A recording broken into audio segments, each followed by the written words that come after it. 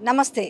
Revanth Reddy means పాపం తమ్ముడుగా భావిస్తూ తమ్ముడు ముఖ్యమంత్రి కావాలనేసి మనసారా కోరుకోవడమే కాదు, ముందు వరుసలో మొట్టమొదటి వ్యక్తి ఎవరో మీకు ఈ పాటికి అర్థమవుందా కోరుకున్న వ్యక్తి. బట్ మరి ఈరోజు ఆ తమ్ముడు ఎందుకు ఇంత అంటే తక్కువ చేసి చూస్తున్నాడా, చులకన చేసి చూస్తున్నాడా, అసలు అవసరం లేదనుకుంటున్నాడా? అంటే ఎంత పెద్ద లీడరో, ఎంత స్టేచర్ ఉందో అందరికి తెలిసిన విషయమే, దాన్ని మనం రివైండ్ చేసుకోవాల్సిన అవసరం లేదు.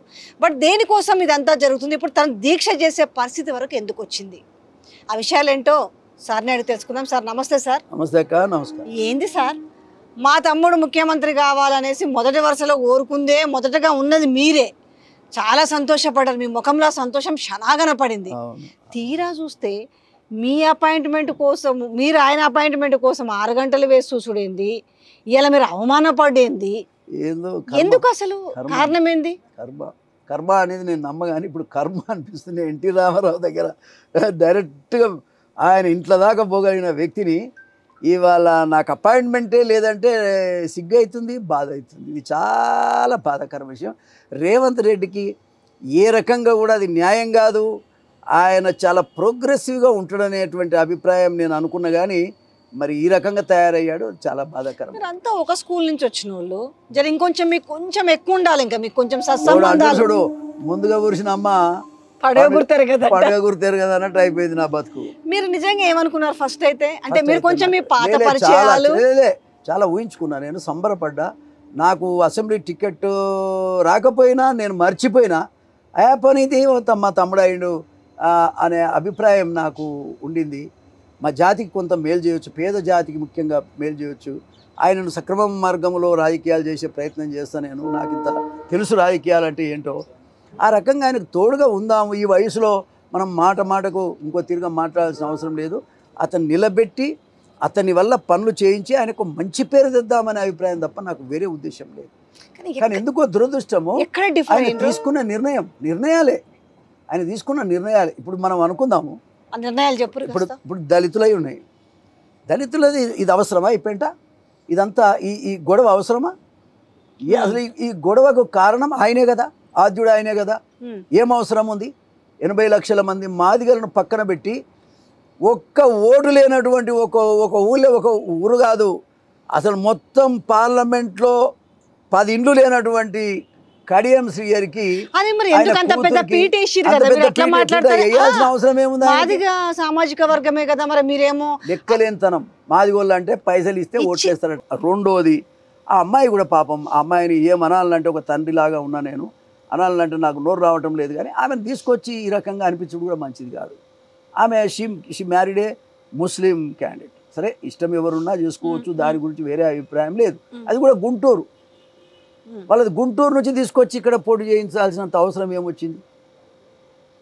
ఇవాళ ఇవన్నీ చిక్కు సమస్యలు ఉన్నాయి. ఏదేమైనా రేవంత్ రెడ్డి గారు మరి ముఖ్యంగా ఇక్కడ అసలు పాయింట్ ఇక్కడే ఉంది. ఇప్పుడు అక్కడ టికెట్ అనౌన్స్ అయింది, నానా గందరగోళాల మధ్యలో ఖచ్చితంగా నా కూతురికే టికెట్ కావాలన్నాడు. టికెట్ అనౌన్స్ అయిన తర్వాత ఉదయం మాట్లాడిండు, ఆయన ఆశీర్వాదం తీసుకున్నారు కేసీఆర్ది. మళ్ళీ సాయంత్రం వరకల్లా పార్టీ మారే పరిస్థితి వచ్చిందంటే ఏముంది అక్కడ? అసలు రీజన్ ఏంటి? అంటే ఈయనకు అంటే మాకు వినిపించిన ఆయనకు ఒక మంత్రి పదవి, బిడ్డకు ఎంపీ సీట్. ఇదా నీకు మాట చెప్పనా? అసలు కడియం శ్రీ అనేవాడు ఒక మోసగాడు. ఏ ఆస్పెక్ట్ మీద ఇచ్చినారని మీరు అనుకుంటున్నారు? నేను ఏ ఆస్పెక్ట్ లేదు. ఆయన ముఖ్యమంత్రికి 4 ఎమ్మెల్యేలు ఎక్స్ట్రా కావాలి. ఆయన పదవికి ఏదో గండం ఉందంట. ఈ గండం లేకుండా ఉండటానికి ఎమ్మెల్యేలు కావాలి. ఈ పనికి మాలినోడు ఆయనకు దొరికిండు. ఎమ్మెల్యే ఎవరు ఉన్నమాట కేసీఆర్ కూడా చెప్పిండు, అందరు చెప్పిండ్రు. ఆయన ప్రభుత్వాన్ని మేము ముట్టుకోమని చెప్పారు ఒక మాట. ఒకవేళ కేసీఆర్ మీదనే వ్యతిరేకంగా ప్రజలు ఓట్లేశారు కాబట్టి రేవంత్ రెడ్డిని ముట్టుకుంటే ప్రజలు ఊకుంటారండి? మేము ఊకుంటామా? ఏ పరిస్థితిలో కూడా ఆయన ముట్టుకునే అర్హత ఎవరికి లేదు. ముట్టుకుంటే కూడా మేము ఊరుకుంటున్నాం. ప్రజల సమస్యలు రేపిచ్చిన హామీలు నెరవేర్చకపోయినా, ప్రజలకు ఏమి నెరవేర్చకపోయినా, ప్రజల్ని పట్టించుకోకపోయినా కూడా మీరు చాలా దూరం పోతున్నారు. 3 నెలలే అయింది కదా, 3 నెలలు 4 నెలలే అయింది కదా. కాబట్టి ఏ పరిస్థితుల్లో కూడా ప్రభుత్వంగా ఫెయిల్ అయిన రోజు వేరది. ఇవాళ ఆయన నిర్ణయాల వల్ల 4 నెలలకే ఫెయిల్ అవుతున్నానని ఆయనే చెప్పుకుంటున్నాడు. వచ్చిన సావది. ఆయన ఎవడు ముట్టుకోలే. ముట్టుకుంటూ ఆయన ఊక పొద్దాక రేవంత్ రెడ్డికి ఎందుకు అట్లా అంటున్నాడు? మేమంతా ఎవరి వల్ల భయం? ఎన్టీ రామారావు గారికి జరిగినటువంటి ఎపిసోడ్లో కూడా ప్రముఖ పాత్ర పోషించిన సో మీరు ఒక అన్నగా కాపాడుకుందరు రేవంత్ రెడ్డిని. ఒక అన్నగా కాపాడుకోవడమే కాదు, ఆయన నిత్యం ఆయన వెంబడి ఉండి రాజకీయాల్లో కూడా బ్రహ్మాండమైనటువంటి పేరు తెచ్చేటువంటి, ఎందుకంటే నా మీద ఏం అలిగేషన్స్ లేవు, నేనేం కరప్టెడ్ కాదు, నేనేం అందరిలాగా లంగా దొంగ పనులు చేసింది ఏమి లేదు.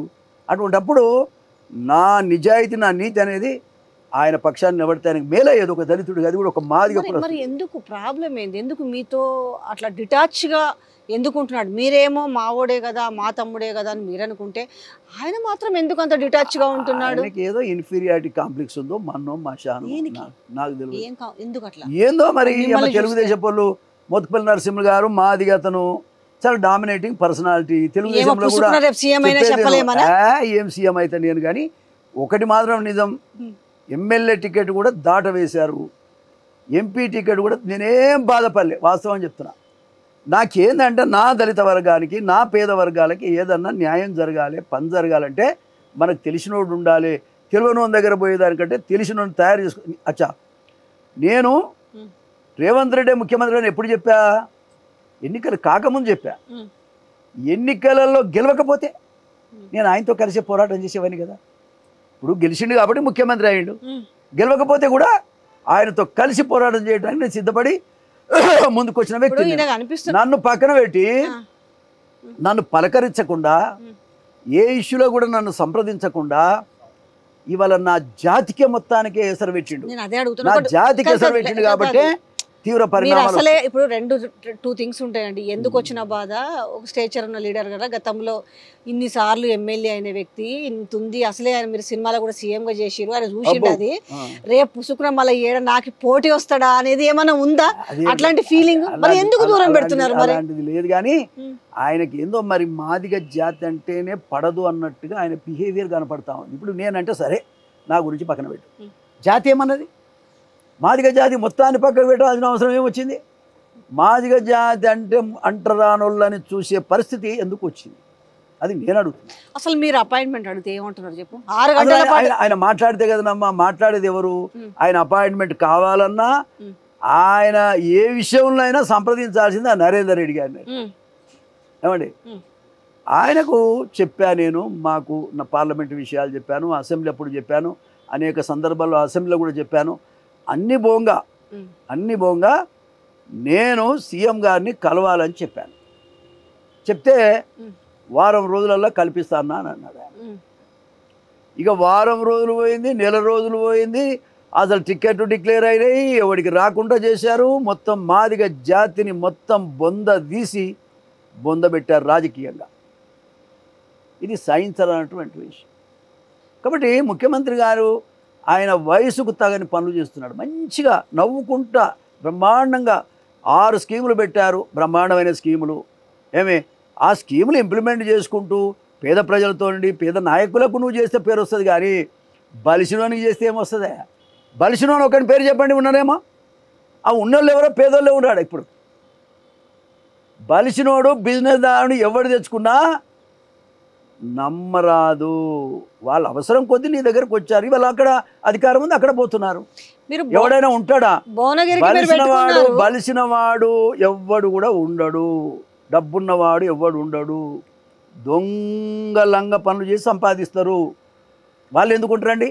మళ్ళీ అధికారం లేకపోతే వాళ్ళు బతకలేరు కాబట్టి నీ దగ్గరికి వస్తున్నారు వాళ్ళు. ఈ మాత్రం గ్రహించలేకపోతున్నాడు. మరి అదే కదా, మరి గ్రహించకనే కదా ఈ ప్రాబ్లము.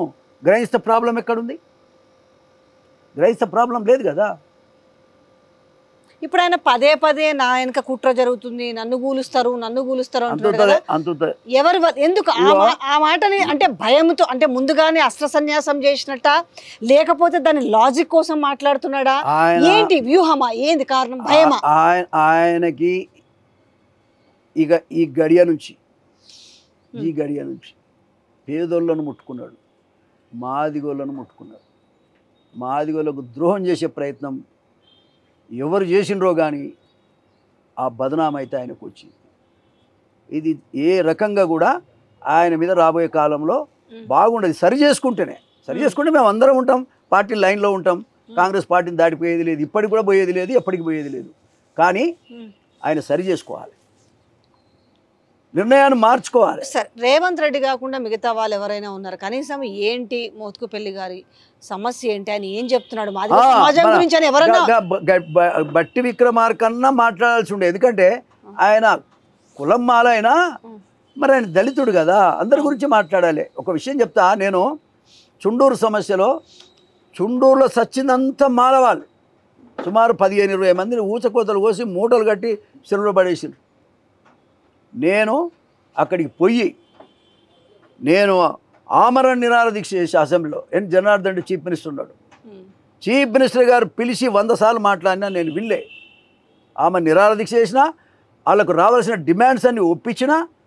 ఏమండి, నేను పివి నరసింహరావు అప్పుడు బై ఎలక్షన్ల కంటెస్ట్ పిఎంఐ కర్నూలులో నేను కంటెస్ట్ అని కంటెస్ట్ చేసిన, అక్కడ పివి నరసింహరావు కూడా జనార్దన్ రెడ్డితో మాట్లాడాడు. మరి ఆయన ఏంది, ఆయన కోరికల ఏదో చేయవయ్యా బాబు, నేను ప్రధానమంత్రిగా అక్కడికి వస్తుంటే ఒక ఎస్సీ అబ్బాయి అక్కడ పోటీ చేయడం కరెక్ట్ కాదంటే ఆ సమస్యలన్నీ పరిష్కారం అయినాయి. ఆనాడు కత్తి పద్మరావు గారు కూడా దాంట్లో ఇన్వాల్వ్ కాదు. దళిత సమాజాన్ని చాలా చిన్న చూపు చూస్తున్నారు అంటున్నారు. సరే మాదిగా మాలా పక్కన పెడితే, మరి ఇప్పుడు వాళ్ళ క్యాబినెట్లో ఒకరేమో డిప్యూటీ సీఎం ఉన్నారు, ఒకరేమో ఐ థింక్ ఇది ఆరోగ్య శాఖ మంత్రి ఉన్నారు. మరి ఎట్లా చిన్న చూపు చూసినట్టు? ఇప్పుడు మీరు ఒక మాట చెప్తా,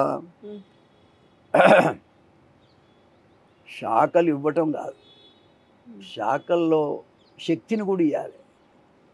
ఆ శక్తి ఉందేమో అడగండి ఎవరికైనా. అంటే డమ్మీలు అంటారా? గట్టినే కనబడుతున్నారు, లేకపోతే ఎందుకు మాట్లాడరు? ఈ సమస్య మీద ఎందుకు మాట్లాడతలేరు? అయినా వాళ్ళే ఎందుకు మాట్లాడాలి? మిగతా మంత్రులకు మా దళితుల ఓట్లు అక్కర్లేదా? ఎమ్మెల్యేలకు అక్కర్లేదా? ఇప్పుడు 119 ఎమ్మెల్యేలు ఉన్నారు, 119 సీట్లలో మా మాదిగల ప్రభావం పడదా? రేపు ఎన్నికల్లో మాదిగలంతా అడ్డం తిరగరా? అడ్డం తిరిగితే మీరు తిరగగలుగుతారా? మీరు ఏ రకంగా గెలవగలుగుతారు మాదిగలను కాదని? మీరు రేపు విత్డ్రాల్స్ దాకా నేను వెయిట్ చేద్దాం అనుకున్నా. విత్డ్రాల్స్ తర్వాత నేను ఒక బస్సు యాత్ర చేద్దాం అనుకుంటున్నా, మొత్తం 119 నియోజకవర్గాల్లో. ఏం చెప్పాలనుకుంటున్నారు? ఏం చేయాలనుకుంటున్నా అంటే, మా మాదిగలకు 2 సీట్లు ఇవ్వలేదు, మమ్మల్ని అనగదొక్కిండ్రు. రాబోయే కాలంలో కూడా మాకు ఎమ్మెల్యేలు రావు, రాబోయే కాలంలో మాకు ఉద్యోగాలు కూడా ఇవ్వరు. మేమేం చేయాలి? ఇప్పుడు ఇవి ఇవ్వనప్పుడు మేము ఏం చేయలేము అనుకుంటే, రేపు అవి ఇవ్వకపోతే మేము ఏం చేయగలుగుతాం? అందుకే ఇప్పుడే అడ్డం తిరిగి మాట్లాడతాం. ఇంకొక సమస్య కూడా తెరపైకి వచ్చింది. ఏంటంటే, ఎవరెవరైతే మీరు చాలా మంది అప్లై చేసుకున్నారు, మాకు టికెట్లు ఇవ్వండి, మాకు స్టామినా ఉంది, ఆయా నియోజకవర్గాలలో మేము గెలుస్తామని. కానీ ఇక్కడ గెలిచే నియోజకవర్గాల్లో తీసుకొచ్చి డమ్మీలు పెట్టి వాళ్ళందరూ కూడా మా పైసలు మాకు ఇర్రరు నాయన, మీతోటి కాదు అనేసి లొల్లి పెట్టుకుంటారంట. ఎవరైతే చెప్పారో సునీల్ కనుగోలేమో అత్తాపత్తా లేకుండా పోయినట్లే, మా దగ్గర పైసలు కట్టించుకుంటారు. నేను ఒక మాట చెప్తున్నా, ఎవరి రిపోర్టు కూడా అవసరం లేదు. రేవంత్ రెడ్డి రిపోర్టు ఆయనకు నచ్చితే ఓకే, నచ్చకపోతే ఇంకొక తీరు. కానీ మన మార్కెట్లో బ్యాడ్ నేమ్ వస్తుంది ఎందుకు? ఇప్పుడు 6-5 వచ్చుడే కష్టం ఉంది, సీట్లు కేటాయించడం మంచి కేటాయించలే. మల్కాజ్గిరిలో పట్నం చుంతకి ఏం సంబంధము, లేకపోతే సికింద్రాబాద్లో దానంకి ఏం సంబంధము? మొన్నటికి మనం మీరన్న వరంగల్ విషయంలో కడియం కావి ఎందుకు? మల్కాజ్గిరిలో ఇవన్నీ వస్తున్నాయి. మెదకులో నీలమ్మది ముదిరాజు ఇవన్నీ దాకా కోడిగుడ్లు అమ్ముకొని బతుకుడు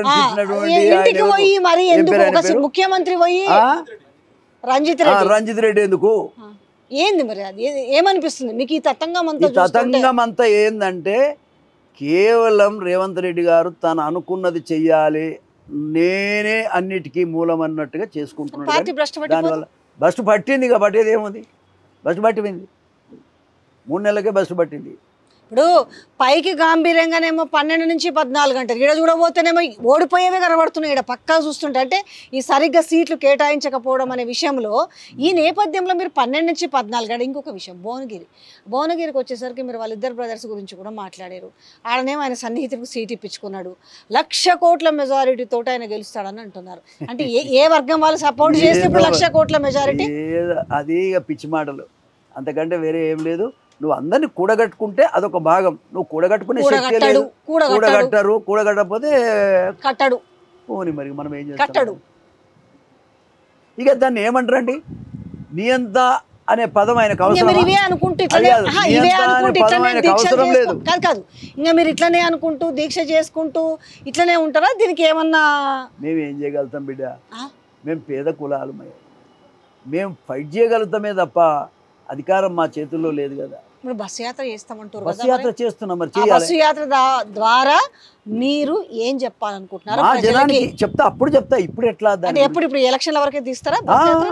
బస్సు యాత్ర రేపు విత్డ్రాల్స్ తర్వాత బస్సు యాత్ర చేయాలని మరి డ్యామేజ్ నేను అవుతుంది అనుకుంటున్నాను. ఏది పార్టీకి మరి డ్యామేజ్ పార్టీకి డ్యామేజ్ అని పార్టీ వచ్చి మాట్లాడాలి కదా, మమ్మల్ని పిలుచుకొని మా ఇంటికి రాకూడదు, మేము వస్తాం మాట్లాడు, మాకు అపాయింట్మెంట్ ఇయ్యరి, మేమేం చెయ్యం, మాకేం షోకా, నాకు చేత కూడా కావటం లేదు. నాకు 70 ఏళ్ళ వయసు ఉంది, 28 సంవత్సరాలు వినమ్మా, 28 సంవత్సరాల షుగర్ వచ్చినది నాకు. ఎన్టీఆర్ చచ్చిపోయిన రోజు వచ్చింది నాకు షుగర్.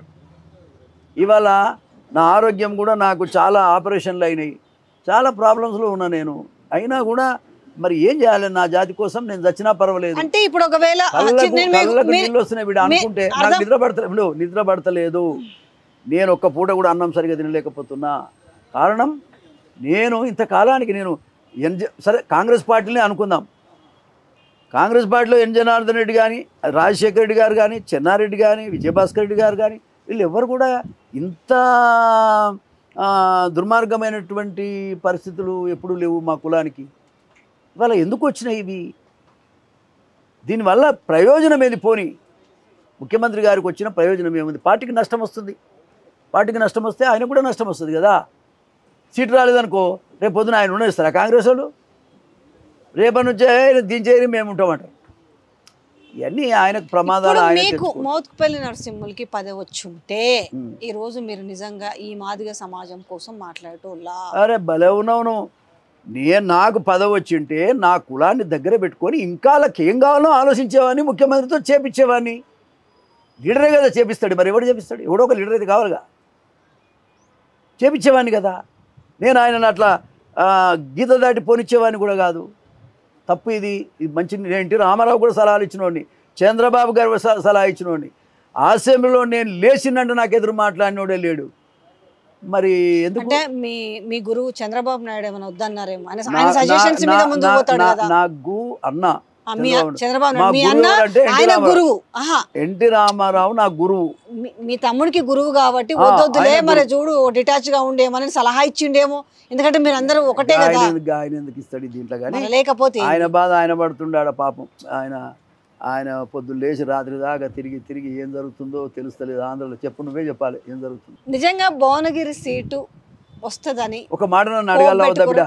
ఒక మాట, నేను సీనియర్ లీడరు, మాస్ లీడర్, అది కూడా. అంటే మీరు మొన్ననే వచ్చిరని మేబీ అంటే కాంగ్రెస్ పార్టీకి మొన్న రావచ్చు. నేను కాంగ్రెస్ పార్టీలకు నల్గొండ జిల్లాలో కొత్తగా లేను. మేబీ అదొక కారణమేమో కదా, మొన్ననే కాంగ్రెస్ పార్టీకి వచ్చినామని అదొక రీజన్ అయి ఉండొచ్చు. ఆయన ఎప్పుడు వచ్చాడు?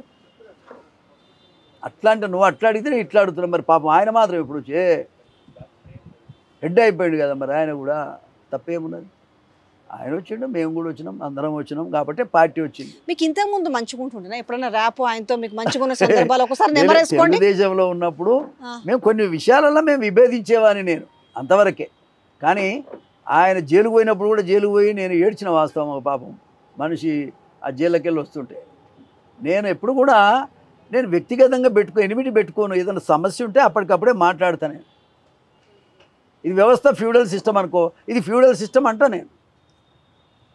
పెత్తందారు వాతావరణం. ఇలా మిమ్మల్ని ఇప్పుడు ఇవాళ లెక్క చేసినట్టుగా అనిపిస్తలేదు, ఇలా ఒక అవమానంగా అనిపిస్తుంది. మీకు ఒక అపాయింట్మెంట్ ఇస్తలేరు, గంటలు తరబడి వెయిట్ చేయి. ఇన్ని జరిగినా ఎన్ని రోజులు ఓపిక బట్టి కాంగ్రెస్ పార్టీలు ఉంటారు? ఇంకా కొన్ని రోజులు మనస్తాపం చేస్తే నెక్స్ట్ స్టెప్ ఏంటి? నేను అట్లా పార్టీలో ఉండే కొట్లాడాలి అనేది నా ఉద్దేశం. అసలు ఏమే ఒకవేళ పట్టించుకోకుండా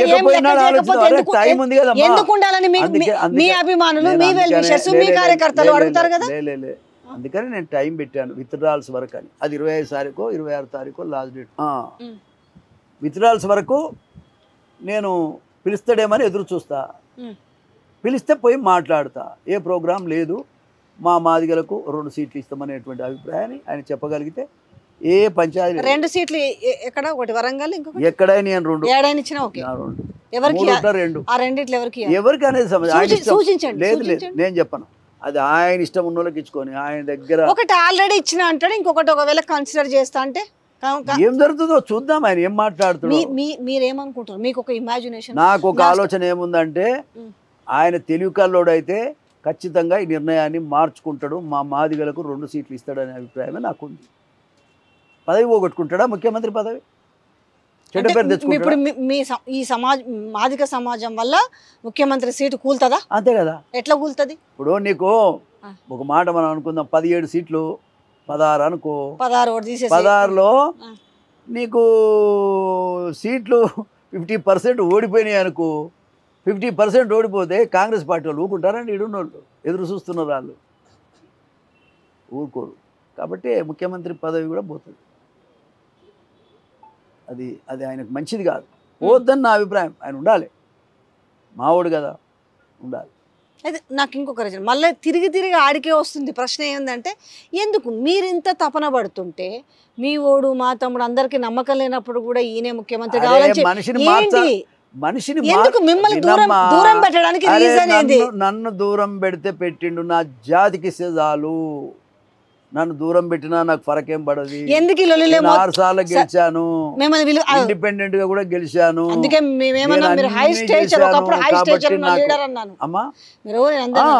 అయితే ఇప్పుడు సరే మోతుకు పెళ్ళిని పిలవడం ఎందుకు, ఈయన దీక్ష చేసిండు, ఇదంతా లొల్లి ఎందుకని ఆల్రెడీ నేను ఒకటి అడిచిన.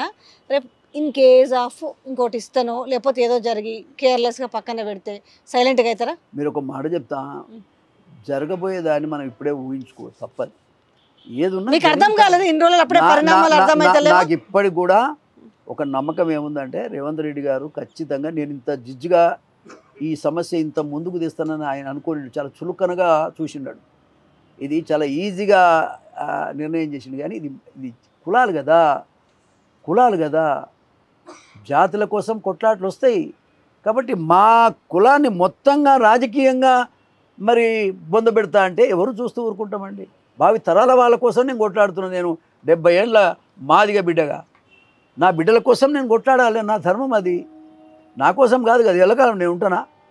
నేను ఆల్రెడీ 70 ఏళ్ళు వచ్చినా, ఇంకో 5 ఏళ్ళు ఉంటానేమో. మరి రాబోయే కాలం అంతా ఎవరు చేయాలి పని అంతా? చిచ్చు పెద్దగానే రాజేసినట్టే కనబడుతుంది. అయితే ఏం లేదు, మా హక్కుల గురించి మేము మాట్లాడుతాం. అగ్గిపుల్లకి ఇంత మంట అయితే వేసిరు. అయితే ఇది పెద్ద కావచ్చు, దాంట్లో ఇంత పెట్రోల్ వాడచ్చు, ఇంకోటి వాడచ్చు, మొత్తానికి ఒక అగ్గి రాజేస్తున్నట్టు అయితే అనబడుతుంది. అగ్గి ఏం లేదు, అగ్గి ఆయనే రాజేస్తాడు. ఆయనే రేవంత్ రెడ్డి గారు రాజేస్తేనే గిట్లు వస్తుంది. లేకపోతే మాకేం పని ఉంది బిడ్డ, మాకేం పని ఉంది, మాకేం అవసరం, అసలు మాకేం అవసరం. చాలా బాధపడుతున్నా అంటే సంతోషపడే మనిషి నేను, గంతే. అసలు ఆయన గెలిచినాక మాట్లాడిరా, పోయిరా? మాట్లాడిరా 2 సార్లు కలిసినా, మాట్లాడినా. కానీ ఇక కొత్తనే కదా, అడావుడి వ్యవహారం చెప్పిన నేను. అది కూడా అనేక విషయాలు సామాజిక కోణం నుంచి కూడా చెప్పా. మంచిదన్నా తప్పకుండా అని అంటాడు, కానీ కాదని చెప్పడు కదా, అన్నాడు అప్పుడు. కానీ ఆ తర్వాత జరుగుతున్న పరిణామాలలో ఎక్కడ నన్ను ఇన్వాల్వ్ చేసినటువంటి సందర్భం. ఈ ఓవర్ పరిణామాలలో చూస్తే ఎందుకో మీ గన్ షాట్, మీ కక్షో సాధింపో ఎవరి మీద అంటే నాకు కడియం శ్రీహరి మీద కనబడుతుంది. లేదండి, పిచ్చి, నాకు కడియం శ్రీహరి మీద పైసలు తీసుకొని వచ్చి నేను ఒక మాట చెప్తున్నా మీకు. నాకు ఈ సృష్టిలో ఎవరి మీద నాకు వ్యతిరేకం ఉండదు. మీరు ఆలేరులో పోయి ఒకసారి నా గురించి మీరు తిరిగి కనుక్కోండి. ఏ కులపొల్లో అయినా సరే, నాకు వ్యతిరేక పార్టీ అయినా సరే, నేను అట్లా ఉంటాను. కానీ ఏదైనా ఉంటే అనేస్తా, అంతవరకే. ఆ తర్వాత నేను దాన్ని పట్టించుకోను. కానీ మనము గత ప్రభుత్వంలో అసలు ఆ ముఖ్యమంత్రి అనే వ్యక్తి అసలు కలవలేదు, గిట్లనే చేసిందని అనుకోని మళ్ళీ గీడికొసరికి గిదే రిపీట్ అయితే మాత్రం ఇప్పుడున్న ముఖ్యమంత్రికి తెలుస్తలేదని జనాలు కూడా అనుకుంటారు కదా. చూడు, ఒకరు ప్రయత్నం చేస్తారు గంతగానము, ఆయన ఎందుకు అపాయింట్మెంట్ ఇస్తలేడు అనేది. మరి ఈ అపవాదు కూడా షురువైనట్టే కదా. అరే పెద్దది అది, నాకు అపాయింట్మెంట్ ఇవ్వకపోవడం ఏందని నాకు కూడా అనిపిస్తుంది కదా. నాకేమన్నా రెస్పెక్ట్లో మాత్రం నేను ఓర్చుకోను. రెస్పెక్ట్లో ఎక్కడ దోకా జరిగినా నేను ఓర్చుకునే మనిషిని కాదు. అది ఆయనకి ఎరికే. రేవంత్ రెడ్డి బాగా తెలుసు, టీడీపీలో ఉండి చూసిండు కదా నన్ను. కాబట్టి నేను ఏ పరిస్థితుల్లో కూడా మా మాదిగలకి 2 సీట్లు ఇవ్వాలి. అదేవిధంగా ముఖ్యమంత్రి గారు కూడా దయచేసి మమ్మల్ని అర్థం చేసుకోవాలి, మాకు అపాయింట్మెంట్ ఇవ్వాలి, మాతో మాట్లాడాలి, 2 సీట్లు కేటాయించాలి, మాదిగలతో సహా అందరం కలిసి కాంగ్రెస్ పార్టీని గెలిపించుకోవాలి. లేదంటే 116 నియోజకవర్గాల్లో మాదిగల యొక్క శక్తి ఏమిటో ఖచ్చితంగా ప్రజలు నిరూపిస్తారు. మీరు చాలా అగ్రెసివ్ గా మాట్లాడుతుంటారు, ఉన్నది ఉన్నట్టు. అంటే గతంలో కూడా మీరు అది వేరు, ఇప్పుడు అది మనసులో పెట్టుకున్నాడేమో కదా. అరే అది మనసులో పెట్టుకొని అట్లా మాట్లాడింది కదా, ఇవాళ నేనెందుకు నేను అవమానించకూడదు, ఈయనకి ఎందుకు అపాయింట్మెంట్ ఇవ్వాలి. ఇవాళ ఇప్పుడు ఎప్పుడు ఎందుకు కానీ నేను ఆయన ఏమన్నా అనుకొని నేను అయితే ఆయనకు వ్యతిరేకంగా లేను అని నేను అంటున్నా. అది నా మనసు. పాత ఏమైనా పెట్టుకోండి, ఏమన్నా ఉంటే ఉండండి మరి, ఆయన మనసు నాకేం చేసేది, అట్లనే కనబడుతుంది. మరి ఉన్నాయో మరి అదే కొంచెం అనిపడుతుంది. ఒకసారి కొంచెం వెనక్కి తిరిగి చూసుకుంటే నాకు తెలియదు, అన్నీ మర్చిపోతాను, నా దగ్గర ఉండవు. సరే, చివరిగా ఏం చెప్పాలనుకుంటున్నారు? నేను చెప్పేది ఏంటంటే మాదిగ బిడ్డలందరికీ నేను రిక్వెస్ట్ చేస్తున్నా, అసలు మన భవిష్యత్తునే లేకుండా చేసే ప్రయత్నం కుట్ర జరుగుతూ ఉంది. ఈ కుట్రకు మనం బలి కావద్దు. చదువుకున్న బిడ్డలు, విద్యార్థులు, అక్కలు, అమ్మలు, నా బిడ్డలు, మా అన్నదమ్ములు, మాదిగ జాతి మొత్తాన్ని అన్ని నియోజకవర్గాలలో లేచి నిలబడండి. ఈ 2 సీట్లు కావాలని అడగండి. మనం సాధించుకోవాల్సిన అవసరం ఉంది. ఒకవేళ దీంట్లో కనుక మనం సాధించుకోలేకపోతే రేపు ఎమ్మెల్యే టికెట్లు కూడా కేసీఆర్ అన్న 13 ఇచ్చిండు, ఈయన 10 ఇచ్చిండు. కేసీఆర్ అన్న 2 పార్లమెంట్ సీట్లు ఇచ్చిండు, ఈయన 1 కూడా ఇయ్యలే. అంటే ఏ పరిస్థితిలో మనం రేపు పొద్దున అసెంబ్లీ కూడా ఇయ్యరు. రేపు ఎంప్లాయ్మెంట్ కూడా మీకు లేదు మాదిగోళ్ళ కంటే. మేము ఏం చేయాలి? హక్కుల కోసం పోరాటం చేయాలి. రాజ్యాంగ పరంగా వచ్చినటువంటి రిజర్వేషన్ల నుంచి తెలంగాణ రాష్ట్రంలో మనల్ని, మన పేర్లు కూడా ఓటర్ లిస్ట్లో కొట్టేసే ప్రయత్నం జరుగుతూ ఉంది. అంతేకాదు అన్ని రంగాల్లో కూడా, అన్నిట్లో కూడా మనం రిజర్వేషన్ లేకుండా చేసే ప్రయత్నం కనబడుతూ ఉంది. అటు రేపు ఇవాళ ఎంపీ సీటు రావు, రేపు ఎమ్మెల్యే సీటు రావు, రేపు ఎంప్లాయ్మెంట్ రాదు, రేపు చదువులకే మనల్ని దూరం పెట్టేటువంటి కుట్ర జరుగుతూ ఉంది. దీన్ని ఎదుర్కోవాల్సిన అవసరం ఉంది. నా ప్రాణం ఇవ్వడానికి నా జాతి కోసం నేను సిద్ధంగా ఉన్నా. నేను వెనుకపోయేది లేదు. ఏ రకంగానైనా సరే మనం ఏం అడుగుతలేము, ఎవరిని ఇబ్బంది పెడతలేము. రాహుల్ గాంధీ ప్రధానమంత్రి కావాలని కోరుకుంటున్నాము. అయితే మా గొంతులు నొక్కి మమ్మల్ని పాతరేస్తే మేమేం చేయాలి?